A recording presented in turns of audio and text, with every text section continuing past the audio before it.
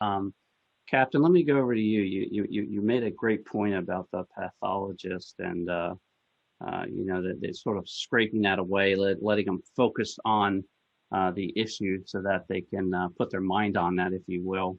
But tell us about the priorities. We're going to shift to priorities, and what do you got on your top two or three that you're trying to focus on this year? Yes, I think we all have a great question. I think we all have priorities as a group here.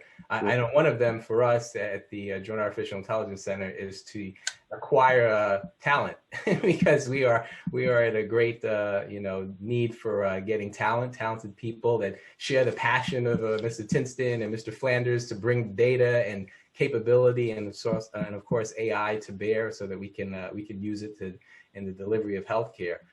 One of our priorities, besides the talent, is to keep the human at the center of all of this. You started out the conversation appropriately so with the concern that folks can take AI and sort of have a dystopic view of what that means when it comes to healthcare.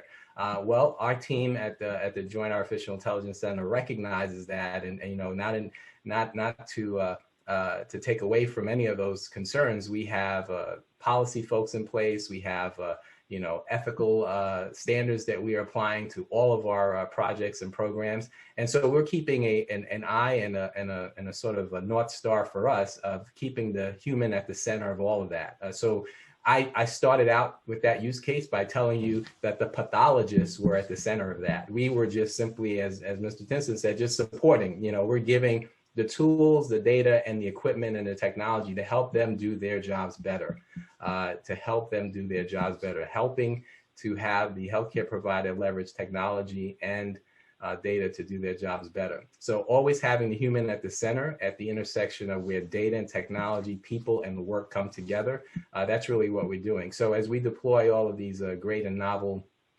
capabilities, we know that it'll take the people that are actually using the solution to really be the vanguards for how this gets rolled out. Just to give you a very quick anecdote, but one that's very appropriate to the times that we're living in, and it sort of exemplifies what our priorities are, and that is to accelerate the adoption of this technology. So Rene Laennec, you guys may not know who he is, but those of us in healthcare know that he's the person that invented the stethoscope. Now you see stethoscopes, they're ubiquitous, they're all over the place. Everyone's probably seen one and probably played with one as a child, and your doctors used it on you.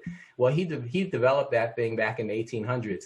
It took 30 years for people to adopt it widespread because they just didn't understand it. They didn't really appreciate what it could do. They didn't understand how it could enhance the diagnostic capabilities of a practitioner using this funny looking thing.